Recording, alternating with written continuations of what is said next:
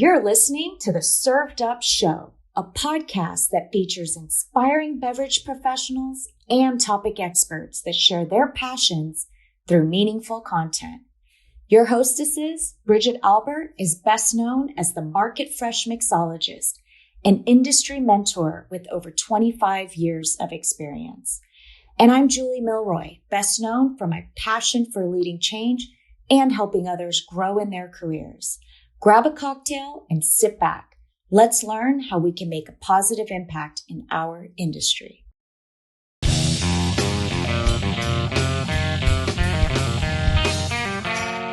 Hello, Served Up friends. Julie here. And Bridget here. It's our 200th episode. And in this episode, Julie and I pulled some clips from some of our favorite shows.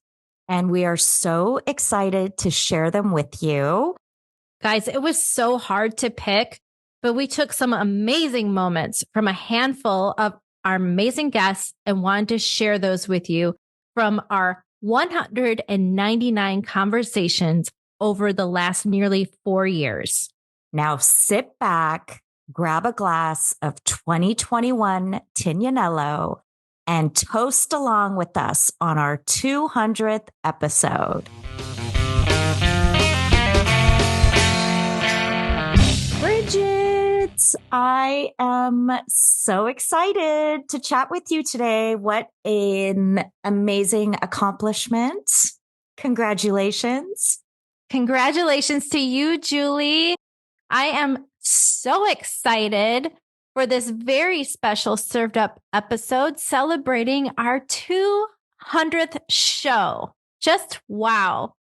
You know, when we started this 200 episodes ago, I didn't even imagine that we would get to where we are today. And, you know, I just want to thank you because you have really helped me develop as a leader, as a person, and, you know, open me up to sharing my thoughts and, you know, opening my world to just so many people in this industry. And, you know, I just really want to give you credit for that. So thank you for, you know, bringing this special baby alive for both of us.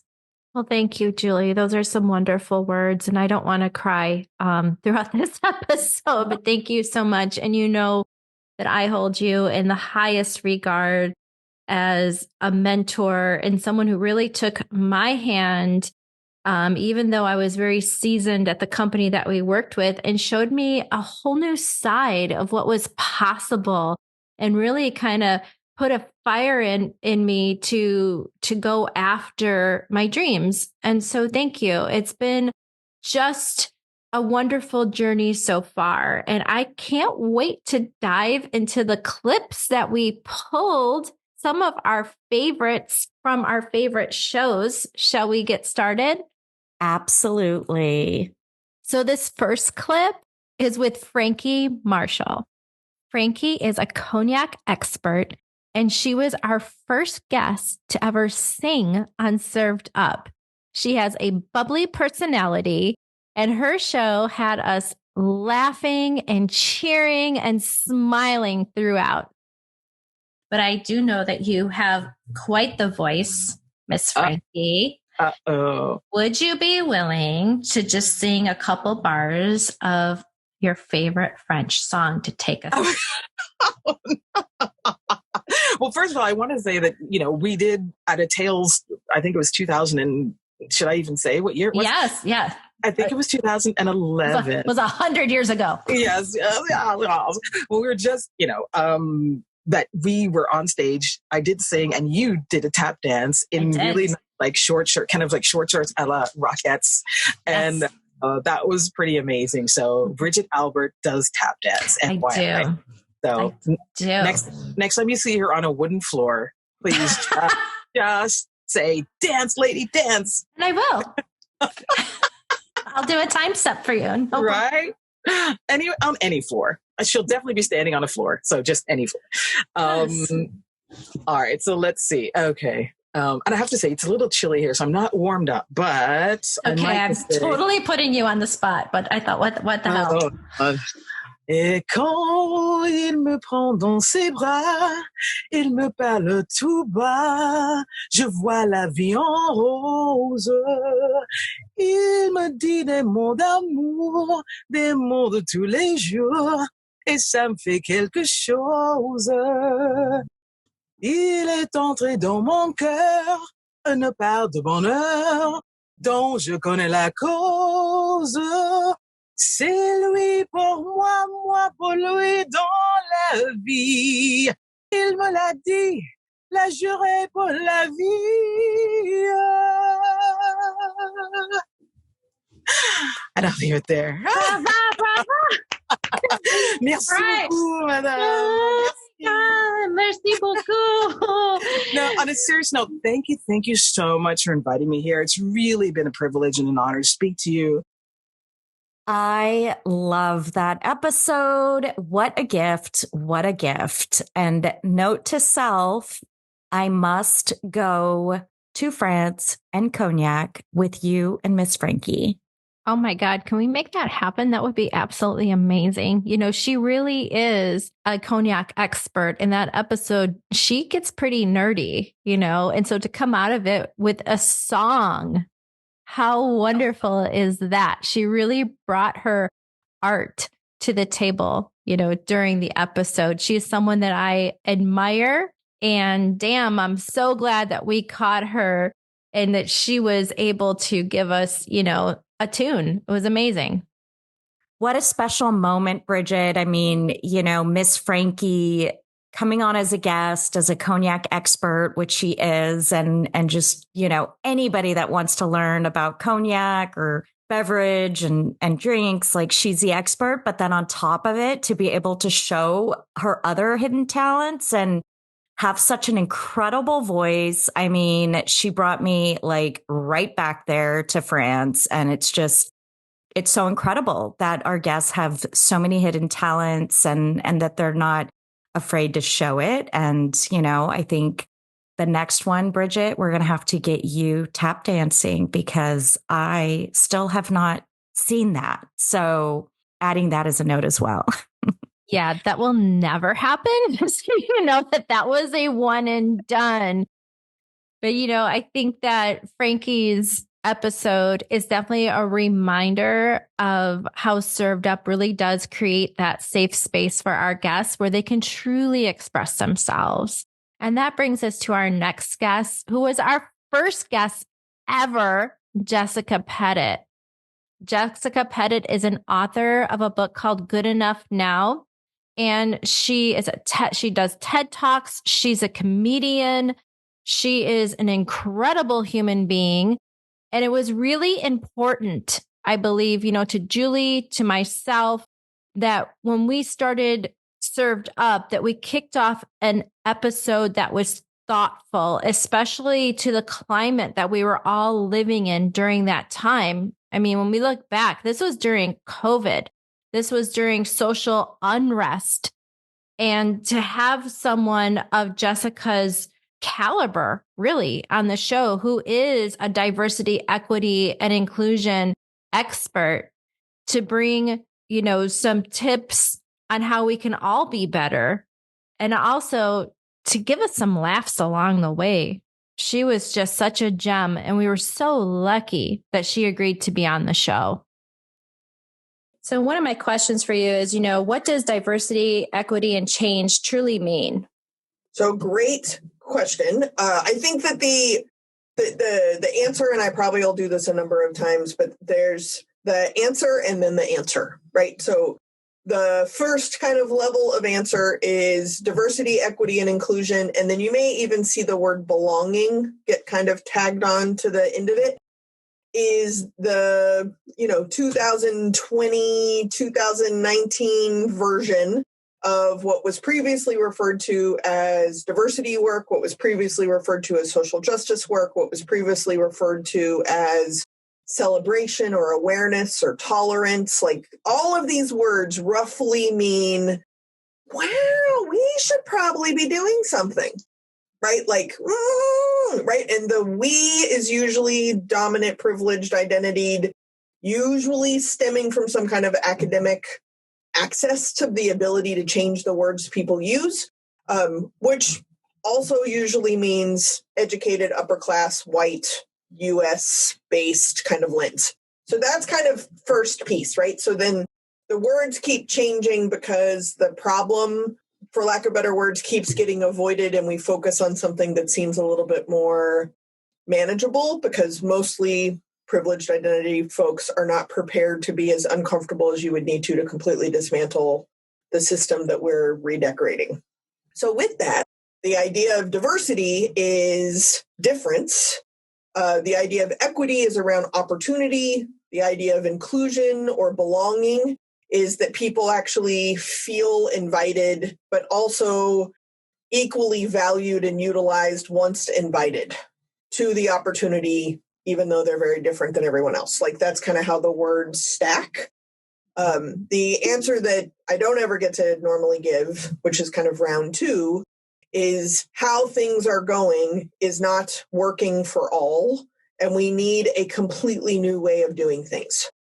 And what I like about the transition of these words to at least contain these 3 or 4 words is that you're actually addressing systems of oppression, privilege, and power from all different angles and application. So maybe I don't know if people are listening to this, but you can't see my hands, but we're kind of coming in from all angles, which, yay, we could learn something from the military here, is a way of defeating an enemy versus coming at an enemy from one side. The enemy just moves and then we're kind of chasing it around. So I feel like there's a lot of progress in really delineating what the issues could be and how to make a big shift in that. It's a very long answer, but that's the answer. You know, Jessica really gave us such framework for so many different conversations we've gotten to have, you know, throughout Served Up. We've shared so many different voices using our platform to share other viewpoints and experiences, and to have kicked off Served Up with her voice is just incredibly special. I couldn't agree more. I mean, you know, it really brings me back to that time and place, right? As we were knees deep in COVID and just the world around us. It was a crazy time, and I love her analogy of how, you know, how she describes the words and really kind of attacking all the issues in different ways, because that's really what it is, you know. And I think when people experience an inclusion or diversity or belonging, it's different for everybody, and it's not limited to one type of person or people. I think everybody has felt it in different ways, you know, and even I think what I've learned, right, in privilege, and it comes in so many different forms, and it's not limited to one type of person. And you're right. I think it really kind of set the bar for us with what Served Up is. And I think we've stayed true to our mission of passing the mic and, you know, hearing all the various different stories. And I couldn't be more proud.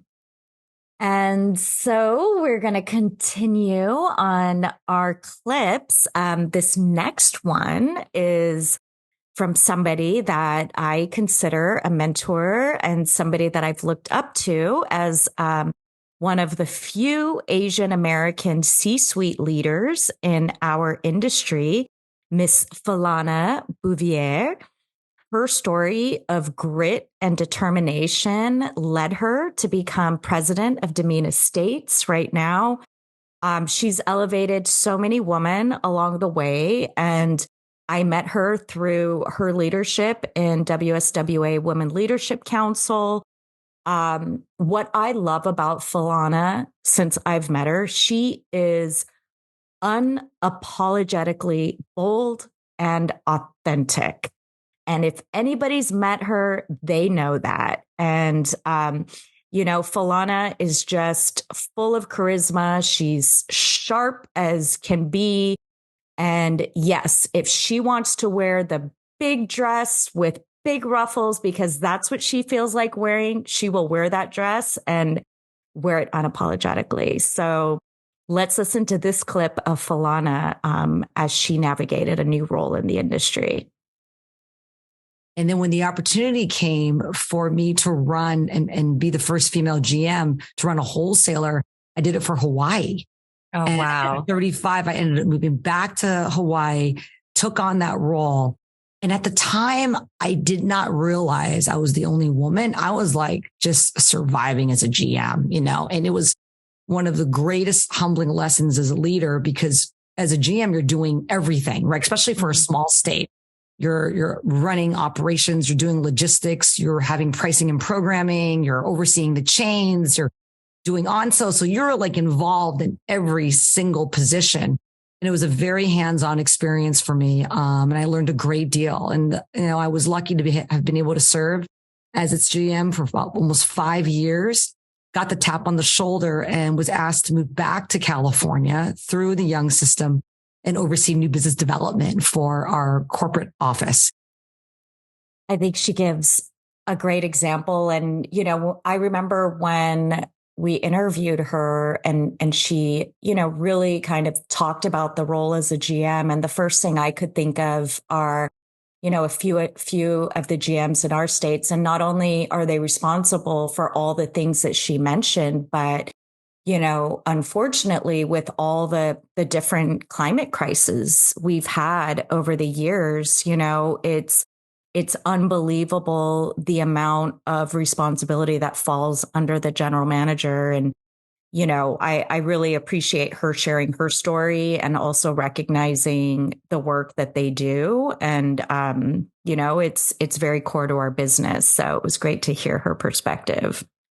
It was wonderful to hear her, her perspective. She's incredibly inspiring, especially for women who are just, starting in their industry. And I don't think that it matters what industry that it is, because her story is that powerful. It transcends. So this next clip, we feature two gentlemen, Kamal Carter and Kyle Williams, who were the founders of A Long Talk. Kamal attended an event that Served Up was at Tales of the Cocktail 2023 called Maya. And Maya in Cajun means, well, of course. Well, of course, you're welcome. Don't be silly. Come on in.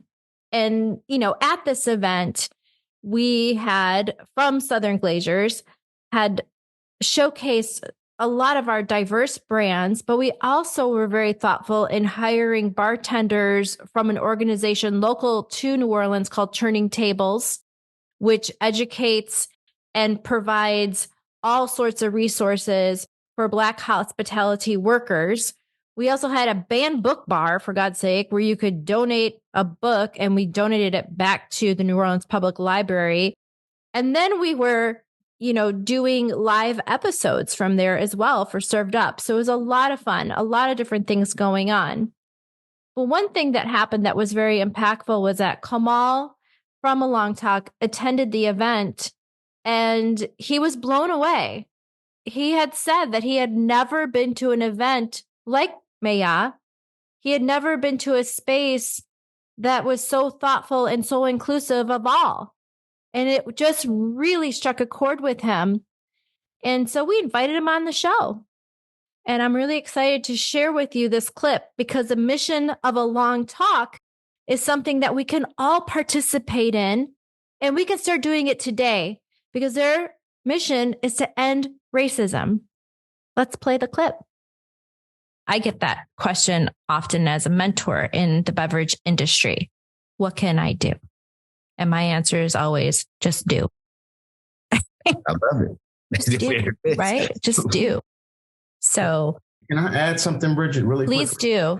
One of the things that we found is that a lot of times in this space, people feel like because there's not a lot of role models, like Kyle said in the civil rights movement, we ask that question, it stumps all. We work with Ivy Leagues, we work with Pac-12, ACC, major corporations, and people freeze. And it's so interesting because they feel like I need to do something major and big, and they don't have examples. We have examples, many Black people who were active in the civil rights movement, but there were many white people too. It's just not talked about.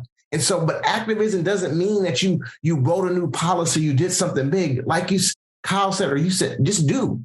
What if it's sending an email? We are right now working, UPenn alumni has sent out a message to all 300,000 of their living alumni and offered a space for a long talk. Kyle and I could not do that. We didn't have a relationship. So they have calls going on. They have 2 in the past. They have some coming up in the fall. But this person in the alumni office said, I'm going to do, this is my thing. I'm going to make this happen. And we've had other unbelievable things because someone just said, this is what I'm going to do. Or DJ Dunn went and just set up voter registration for the student athletes on his campus. There's a lot of things where we see inequity. And the thing is, though, progress over perfection. Don't worry about making a mistake. A lot of times when we work with outside of our community, a lot of people will come back and say, I don't want to mess this up. Or I don't want to say the wrong thing. If you fail 9 times, Bridget, my mom was a child and listened to Dr. King speak at the March on Washington. She was an activist all of her life. And then when she turned 40, she stopped. Mom is 75 now. She stopped because she didn't see other white people engaging on a massive level. And not that they weren't there, but maybe some people just didn't engage. They didn't know, or they were afraid of making a mistake. Our thing is, if you make a mistake 9 times and get it right the 10th time, that's what my mom was looking for. And that's why you hear this passion from us, because Bridget, we would have never met you. Look at what you're doing with your platform. Look at what you all are doing. Like I tell them, Mom, you just didn't have Zoom. You didn't have there's some great people out here doing, y'all just didn't connect. And so this is the spirit, whatever space we go in. If we're talking to one person, 500 people, it does not matter, because we need to understand that we can do something. The bad guy, they're just louder. They're in the minority. We have to activate the millions. Kyle, I don't know the number you get, how you break up, but that's a great number. When there's millions of a lot of great people. We just haven't connected. Yeah. And I just put this period on. I was looking at, the viewers can't hear it, see it, but it's real simple. You drink water, love hard, fight racism. That's what you got to do. That's shout out to my Mahogany Mommies. That's their t-shirt. But yeah, just do it. Like just make it normal. We just have to make it normal. Once it becomes normal, that stuff gets pushed outside. Right now, the HD, the normalization is that this can exist right next to us. That might not be me, but I don't mind if my neighbor is like that. I don't mind if, we got to start saying that's not cool. It's not going to work here. So yeah, just do whatever you can do every day. Well, I am so happy that you both took time out of your busy day to spend with me. And I do hope that you come back, because I think this is just the first chapter in a very long story that you're writing to make true change in our country. And I know that there's a lot of listeners that want to be part of that change. I know I want to be part of that change. I am a mother. I'm a wife. I'm a friend and a mentor. And there's a lot of people that look like me that need to start stepping up and doing the work. I still feel that way today. And I still appreciate both Kamal and Kyle for coming on and sharing their story and their important mission. Absolutely. I mean, I think you said it. It's this ongoing story, and we all need to, just do our part. And there's can't do anything wrong. You just need to do or not worry about failing. And, I think that there's no limitations to what we can do. And, Kamal and Kyle say it, and our next guest just did it as well. And, Yannick Benjamin, incredible story. He went from being, an able man, working his way up in the industry. I think he was ready to take his, master's exam at the quartermaster sommelier, and got into a car accident and became disabled. And what he was able to do based on his own passion and determination and his empathy with others that are disabled in different ways, and how they can access the hospitality experiences, that a lot of us take for granted, is just awe-inspiring. Take a listen. Yeah. So the one thing that resonated with me when I was really trying to get back in the game post car accident in my new life in a wheelchair as a paraplegic, I had been told by people, and even though they didn't mean anything bad by it, but it was kind of hurtful, I would have people say like, Yannick, why are you doing this to yourself? Why are you so insistent on trying to get back in the industry? Why don't you go work in a tasting room, or, why don't you go back to school and get a law degree or go into finance or anything like that? And it's, oh my God, man, it's like my brain was simply not conditioned to like be in an office, sitting on a desk all day. One, and then other people would say, Yannick, the only way you're ever going to work on the restaurant floor is if it's designed and built for your specific needs. I said, geez, wow, like, this is crazy, but I knew that towards like, especially within the last 5 years, I was really thinking about trying to open up a small restaurant, but where there was universal design, where I could get in a wheelchair behind the bar, serve people drinks, serve people food, be able to get in between tables and all that kind of stuff without having it to sacrifice financially, right? Because listen, I'm very realistic. I understand that every table that's not in the restaurant, that's a lot of revenue lost. There's just no doubt about that, However, I also felt that if I built this restaurant and made it very inclusive, barrier-free, had a staff that was trained, well, I have 61 million people who are looking to go to a place where they feel like they're going to get their money's worth. And, it's really worked out quite well. So I built this restaurant where people with disabilities of all kinds, of all backgrounds have heard about us. And yes, of course, the universal design is so important. But here's what's great. We've created an energy and an ambiance of welcoming for people with disabilities, and the staff knows how to deal with them. They know how to communicate, whether it's someone who's from the low vision community, whether it's someone in a wheelchair, whether it's someone with an intellectual disability. There's empathy and there's a desire to please. He's a hero of so many, to take your life in a way that he has. I feel like it's just beyond inspiring. Julie, you said it best. Like, he was an able-bodied human and then became paralyzed, and yet he still persevered. He's incredibly successful. He is celebrated, but he continually gives back to so many communities. He is, I don't know what the word is for beyond inspiring. Absolutely. And I just, paving the way for so many others. And I just, it's one of those episodes that you can go back and listen to over and over again. He'll just continue to inspire, and just love everything that he's doing for the community. Yeah. So many of our guests have had just simply incredible journeys, professionally, of course, but also personally. Yannick is a great example where those two things are combined. So is our next guest. We're going to hear from Aubrey Slater. Aubrey is not only inspiring, but her story I'm going to speak for you, Julie, for just a second, but I think that she had both of our jaws on the ground when she shared her story. And she was one of our first guests to be so vulnerable and served up, and to trust us with her story, which is important to so many communities, but especially to the LGBTQ plus community, but I'll let her tell you. I decided that, one day I was just going to print up a resume and get my ass out there and look for a job and set myself up for some crazy rejection, and it's just like, I had to be prepared for this.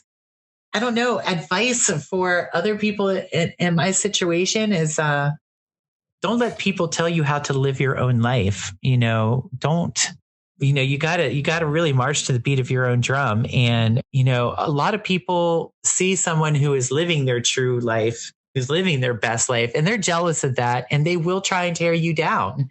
And you really have to stay focused. You have to realize that, for instance, I was walking one day with a friend and, beginning in my transition, and someone like just came out of nowhere, a complete stranger just had to come up and just talk shit to me, just like tell me I was hideous, tell me called me a bunch of different slurs, and then just walked away. And I was devastated. And I started crying. My friend stopped me. He's like, "Hey, are you doing this for yourself or are you doing it for them?" And that gave me perspective. And it was just like, well, this isn't everybody's cup of tea. I'm not going to please everybody by doing this. But at the end of the day, this is what's going to make me happy. This is what's going to make me a genuine person. And I'd rather die a genuine person than keep living a lie as a miserable person. So Aubrey came on our show and we didn't know a lot about Aubrey's background.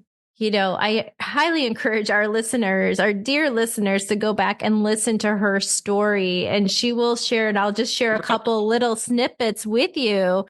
She shared with us all about her transition from being a sniper, literally, to being homeless, going through her transition to being a bartender, and then being the very first trans person in the country to be a founder of a spirit brand that's called Luna, and it's a moonshine. But the story, it will inspire anyone who takes a moment to listen to it. And I actually think that her story should be a book, and then should be a Netflix series, and then I'm going to binge watch her.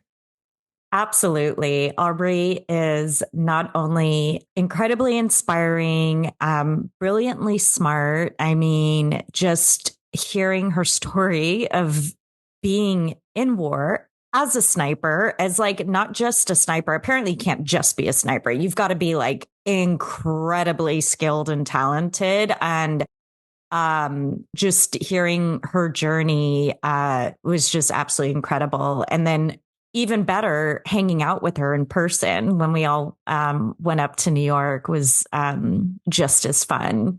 And yeah, so what I love about Served Up, and I think, Bridget, one of the things that we've always maintained and stayed true to is being unscripted and really letting our guests tell their story, their personal and professional journeys. And I was just so honored that we got to interview Jacqueline Strayer, who I met at a Columbia University program for women in leadership that Southern Glazers and WSWA sponsored. And she was one of the Columbia professors that, her expertise is public relations and brand building. She just resonated with me with her approach to building personal brand based on your tried and true skills and your values was super transformative for me. And she has just continually stayed in touch and provided content and value whenever I asked. And it was such a treat to have her on. So all of you that are kind of working on your personal brand and building your personal brand, you definitely want to take a listen. And this is one of my favorite clips from her. Take a listen. And so I like to think about your personal brand is two intersecting circles. One circle is how you see yourself and also your aspirational kind of self of what you like for yourself. And the other circle is how other people see you. And the intersection is where your personal brand sits. And the more those two circles overlap, in other words, your perception of yourself and the perception that others have, the more those are kind of converging, the better it is, because then you have a similar kind of concept of who you are. So that's really what we're trying to influence, is that space that sits in the middle, so that how you're actually being perceived is how you want to be perceived. What great advice. I mean, her advice is evergreen. It sure is. And it's actionable. And, I think it really puts into perspective, right? We have an idea of what our brand is, but how are we putting it out there? And how are we providing our proof points? So it's wonderful. And I recommend anybody to take a listen to that. We've also had some celebrities on Served Up, which has been, just in good fun. And I have to say, we have definitely have experienced a lot of celebrity brands, Julie and I have, across our careers. And sometimes they're absolute shit. And then sometimes they're not. And we were lucky enough to chat with actually, just a really wonderful sunshine of a woman. Let's just call her that, Miss Christie Brinkley. And, she came into the drinks business with a very powerful personal brand. She's one of the best known celebrities all over the world, but she took that and she built on it, really utilizing so many of her skill sets and bringing those to the table to truly make her passion project personal and meaningful. Let's hear from that uptown girl, Miss Christie Brinkley. The first round, it was funny. My partners said to me, we know that you're an artist and you love drawing and everything, so we'd love for you to design the bottles. So I had some old bottles at my house and I started painting bottles and trying to get a feel for what I would like. And I knew I was really, we right in our original 3, we had our 0 sugar. So I started our very first 0 sugar. And I started drawing like a woman and trying to draw her body on the bottle. And then my partners, Rich and Rose, said to me, I just thought I'd let you know that we own the advertising rights to Botticelli's Venus in case that could inspire you. I knew there was something familiar. Yes, this is definitely a work of art. Yes. So I did a loose rendition of and my first drawing, I had her hair wrap all the way around the bottle and come back and then spell the word bellissima in the hair. But trying to get the bottle to print like that was another story. I'm sure. And on the back, we kind of broke up all of the stuff to sort of look like milestones in life, stickers on a luggage suitcase, that I'm opening this bottle because we've got a promotion or a graduation or a marriage, a baby. So all the little stickers representing life's milestones. And now our new sprizzes have the beautiful bottles that look like they're, a cross between something right out of like a traditional bottle from the 40s, but like with something of the 60s too, like you just expect like it to be at a really You're going to open it up and hear jazz music is what's going to happen. It's just going to start playing jazz music when you open the bottle. That's what I'm seeing. Absolutely, right? Right. It sings to you. Yes. And I love what it says here. And I'm not going to do it justice, but there's a little quote that's around the neck. Dream and it looks big, like it's from bellissima you. Dreams, and may they all come true. And that's what we truly believe in. Bellissima was our dream, and we're making it come true. And we're behind this brand, and we're so proud. And as I started this interview saying, walking into the room today and seeing how we've grown it from our first convention to today. So we really have something to offer everybody. And we're really proud to be leaders in this area that, like, we really pioneered of better for you and better for our planet. And we're really proud of our initiatives to give back, and proud to have so many women in our company that are really changing the face of this industry. And so I'm going to raise my botticelli, as we call it. Botticelli. Botticelli. And our Bellissima Bambini and toast you guys. Cheers to you, for what you're doing to highlight women in the industry too. Absolutely. We really appreciate that. You know, Christie was such a treat. I don't know how else to describe It really was. Yeah, we have so many celebrity brands that aren't just truly personally invested like Christie was. And that investment, the authenticity is just something we've seen in most of our guests, you know, that we've welcomed on Served Up. You know, our guests are authentic people living their best authentic lives personally and professionally.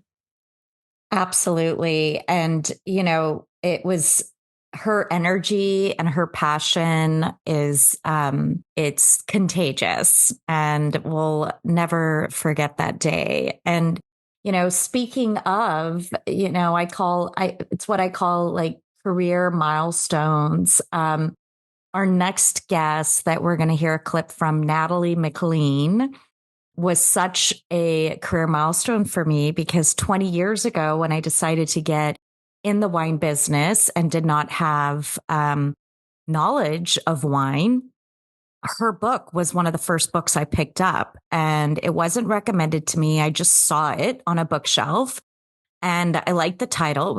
It said Red, White, and Drunk All Over. And I thought, okay, I can get into this. And it was such a great book and so educational. I think I realized the educational points later as I got into my career, but it was so funny. And I thought, she is wonderful. I mean, you know, I kind of want to read it again.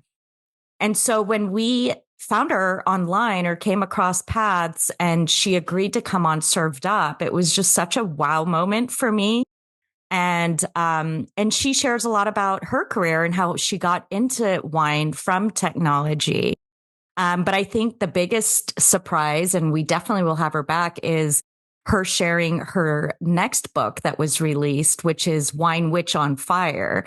And I can tell you it's a total different vibe from the first book, but it was absolutely incredible for her sharing that experience. So let's listen to her clip on how she got into the wine industry.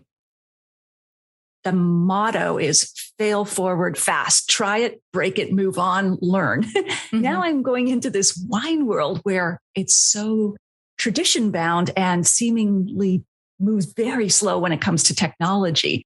It's like, don't break it, don't touch it. Mm-hmm. And so where can I find the intersection of those two worlds? And I think high tech is a perfect complement to wine because, as you know, wine is so vast. I mean, you can dive head first. I'm sure you've heard it before. You could structure a liberal arts degree around wine. I mean, history, geography, commerce, business, and so on. It's got this vast amount of information, which makes it both fascinating and overwhelming to some people.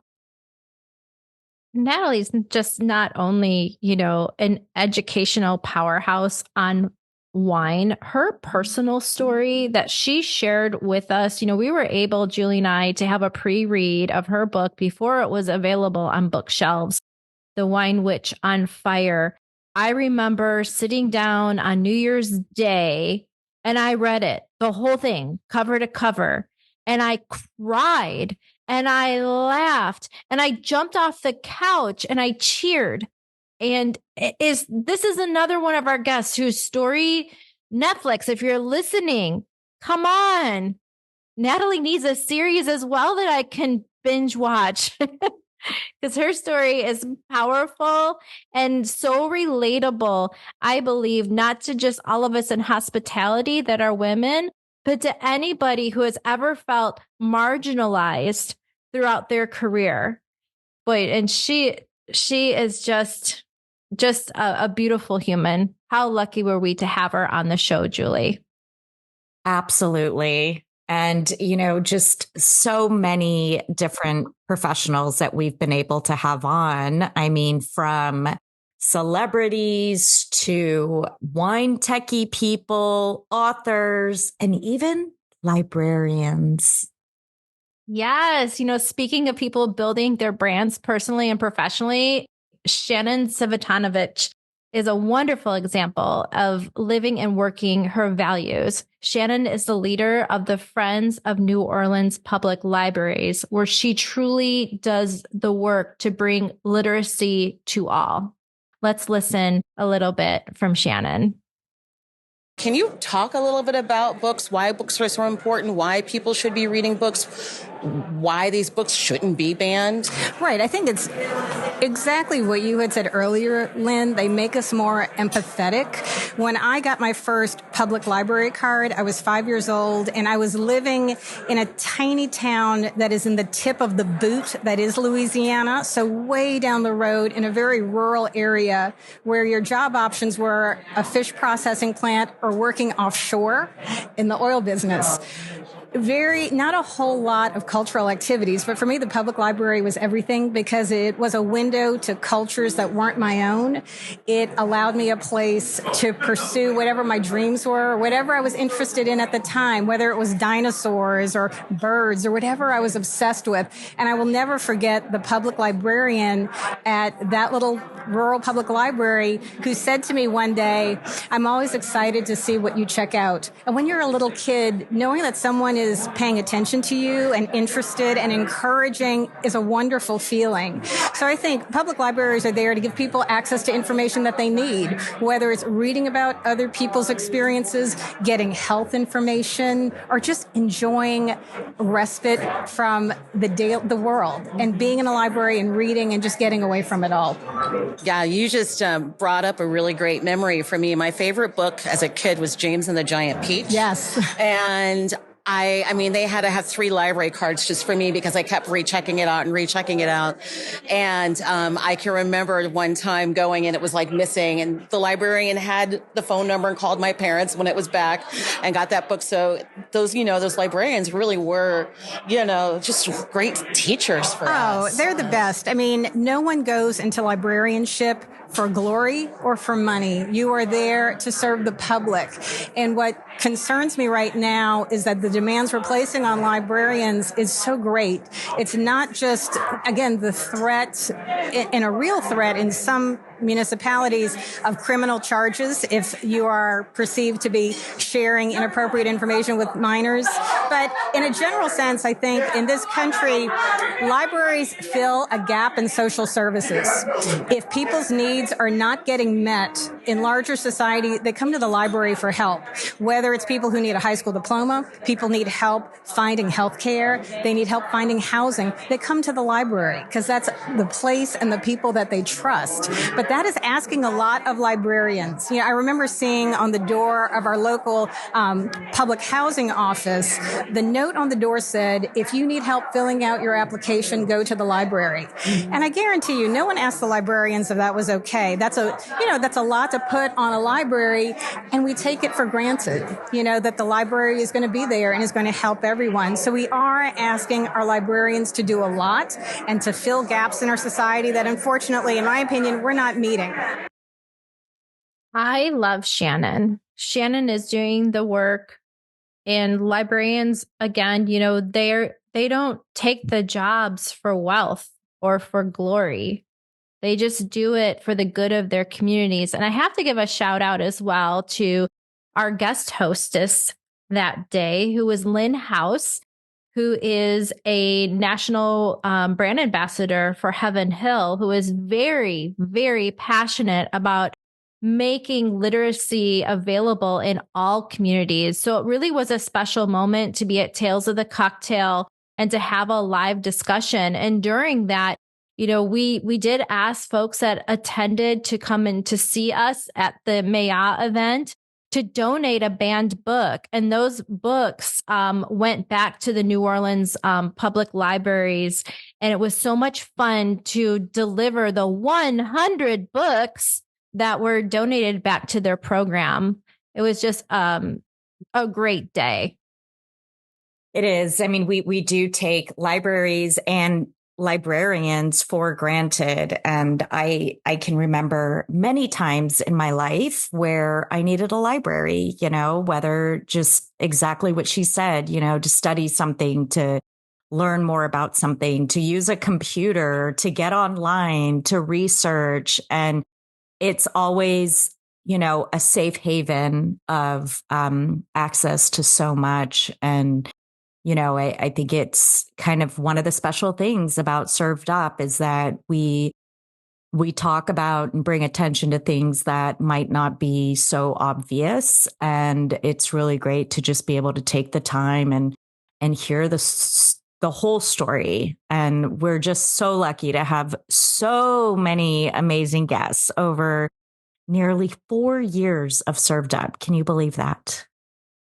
Yeah, Julie, I can't believe that it's been, just almost 4 years. It's absolutely amazing. It's been such an incredible journey with so many thoughtful and impactful conversations, but we've also had so much fun as well, which really brings me to this next clip, who is one of what I thought, just one of our most fun guests that we've ever had. And that was Mr. Sam Heughan. For those of you who don't know who Sam is the star of the show Outlander. He also has a gin and a scotch under the brand Sassenach, which is a word that derives directly from his show. And he tells us all about its meaning. And what I thought was so fun that, this is another celebrity that we've had on our show, yes, but it's also a celebrity that really took his time to create something that reflect his heritage and his ancestors. And he pulled ingredients directly from Scotland and put it in the bottle. So it actually has such a lovely story. But let me tell you something. If you invite Sam Heughan to be on your show, expect his fans to show up as well in droves, which was, really interesting and a lot of fun. And I did have the pleasure and honor to spend about 3 days with him at Tales of the Cocktail, showing him around, had a lot of laughs, and formed just a great friendship. So check out this clip.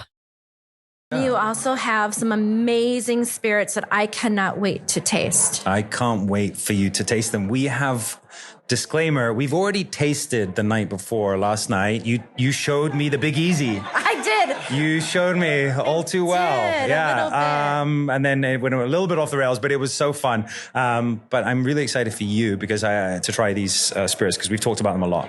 Yeah, we sure did. I want to take it back a little bit though, because I did read your book, Waypoints. Thank you. And yes, you're welcome. It was lovely. Oh, thank you. And in the book, I did learn that you did have some beginnings in hospitality. I did, yeah. And I want to hear from you, what was that experience like? Yeah. And did it influence the way that you created your spirits? Yes, it did. Absolutely. I think, firstly, so I, went to drama school in Scotland, in Glasgow, and then I moved to London as a jobbing actor. And I think like every, jobbing actor, you need to fund your lifestyle, and, when you're not working. I was very lucky. I moved to London with a bunch of Scottish actors and we were all looking for work and we did various things. I worked as a lifeguard. I delivering sandwiches by bicycle. I worked in Harrods selling perfume, if anyone needs any perfume. I worked in bars. I worked in Irish bars. I worked in regular bars. And then a good friend of mine started a spirits, I guess a high-end cocktail service for a lot of premieres in London, a lot of fashion shows. And so we started to learn, I guess that's my first introduction to cocktails and to spirits, yeah. No, that's amazing. So can you talk about how your Scottish heritage and culture really influenced your gin and your scotch? Yeah, well, I guess looking at that time, I was living in London, slightly homesick, and never really experienced Scotch in particular. I remember being in a bar with one of my best friends. He worked in the National Theatre in London. And we were kind of talking about Scotland. It was kind of around the holiday season.